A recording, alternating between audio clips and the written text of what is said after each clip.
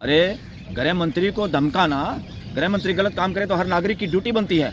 गृह मंत्री हो, चाहे प्राइम मिनिस्टर, चाहे सीएम हो, चाहे चीफ जस्टिस हो, कोई वकील हो, सबके सामने क्वेश्चन रेज करना। देश की जनता मालिक है भाई। तो आदमी प्राइम मिनिस्टर, गृह मंत्री हैं, ये भी जेल में जा सकते हैं। पेन ड्राइव का उन्होंने अमित शाह का नाम लिया है कि अमित शाह के सारे काले कारनामे अगर ईडी को देश के लोग या किसी ममता बनर्जी ने गलत काम करने से रोका है तो कुछ गलत काम नहीं किया है। तो ईडी का मामला दोबारा पहुंचा, सुप्रीम कोर्ट तय करे कि ईडी ईमानदारी से काम कर रही है या मदारी के बंदर की तरह काम कर रही है या पिंजरे के तोते की तरह काम कर रही है।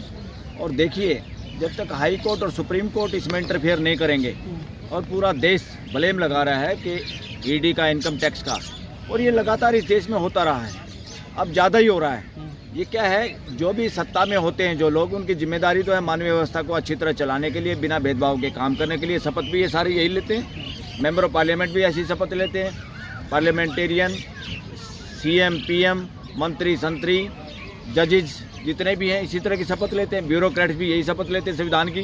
हम बिना भेदभाव के, बिना पक्षपात के, बिना डर के, बिना लालच के काम करेंगे। और देश में देखने को क्या मिल रहा है कि सब लोगों पे लालच हावी है और देश में डर हावी है।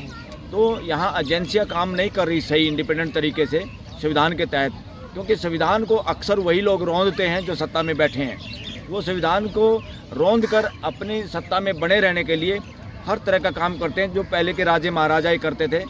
वो इसी तरह की गुंडागर्दी हमारी एजेंसीज़ पे कराते हैं, उनका मिसयूज़ करते हैं।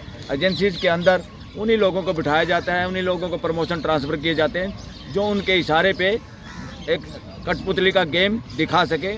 उनको जैसे कोई पीछे पर्दे के पीछे से हिलाता, वो इस तरह का काम करना शुरू कर देती है। जो अफसर इस तरह के काम कर सकते हैं वही इन पदों के काबिल माने जाते हैं सत्ता में, शासन में। डेमोक्रेसी के खिलाफ है ये। और ये जो जितना भी ईडी का हो, ईडी को देश के लोग एक तरह से पक्षपात पूर्ण एजेंसी समझते हैं। ईडी को, इनकम टैक्स को, आज का जो माहौल है, नहीं सर, आप सर्वे करेंगे तो यही पाएंगे। तो ऐसे मौके पे रूल ऑफ लॉ तो सरकार में बैठे हुए लोग और एजेंसियां नहीं फॉलो कर रही जिस हिसाब से इनको काम करना चाहिए। ये इलेक्शन के वक्त आपको दिखाई नहीं देता क्या?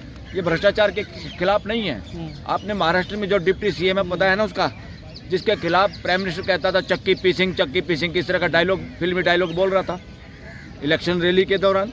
और वही आदमी उन्हीं की सरकार में डिप्टी सीएम बने कि नहीं बने। और जिस आदमी पर भ्रष्टाचार के आरोप थे पहले बाल ठाकरे की पार्टी में, उसी को फिर उन्होंने सीएम बनाया कि नहीं बनाया। इसका मतलब क्या है? दुरुपयोग हो रहा है, टोटली दुरुपयोग। और ये देश दुरुपयोग नहीं होने देगा। ऐसे मौके पे अगर ईडी को देश के लोग या किसी ममता बनर्जी ने गलत काम करने से रोका है तो कुछ गलत काम नहीं किया है। उसमें ईडी भी एक सामान्य नागरिक की तरह उसके सामने आए, हाई कोर्ट और सुप्रीम कोर्ट के सामने।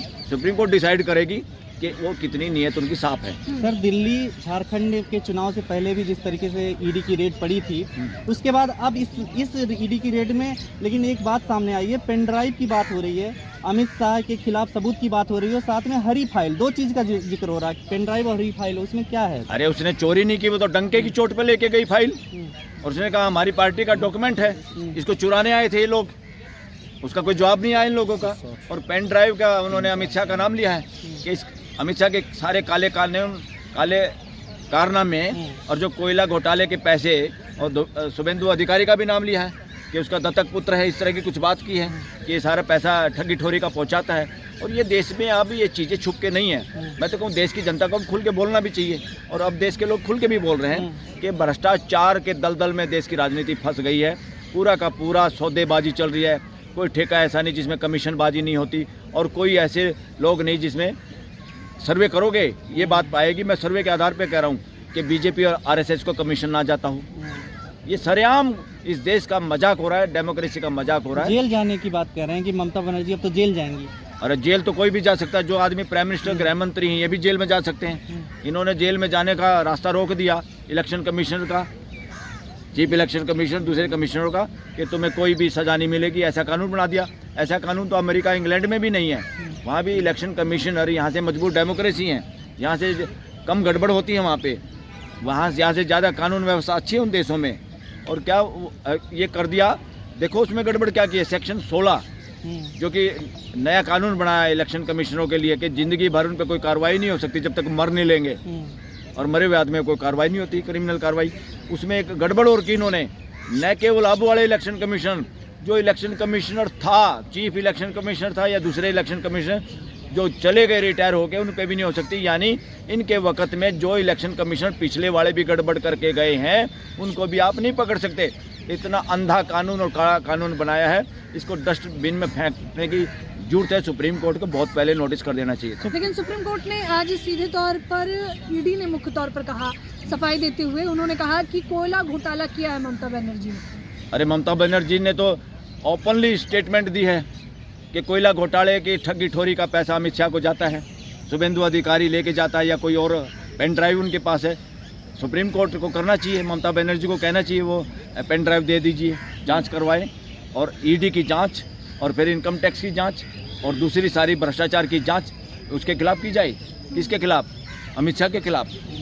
बीजेपी कह रही है अगर ममता बनर्जी दूध की धुली है तो सीधे सबूत पेश करें।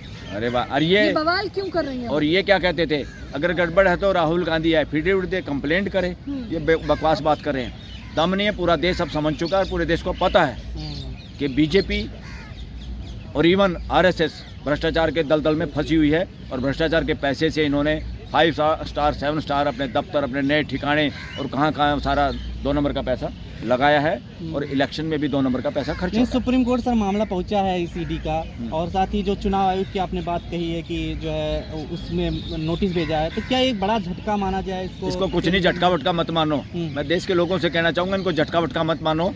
असली झटका जब है जो सुप्रीम कोर्ट समय पे फैसला कर दे, और सुप्रीम कोर्ट वो फैसला कर दे जो कानूनन हो और देश के लोगों को प्यारा हो। इस तरह का फैसला अगर ये नोटिस करना, नोटिस का फिर जवाब आएगा, जब तक तो ये हो जाएंगे, रिटायर हो जाएंगे। जो गपले सपले जिन्होंने किए हैं, जितने करने हैं वो हो जाएंगे।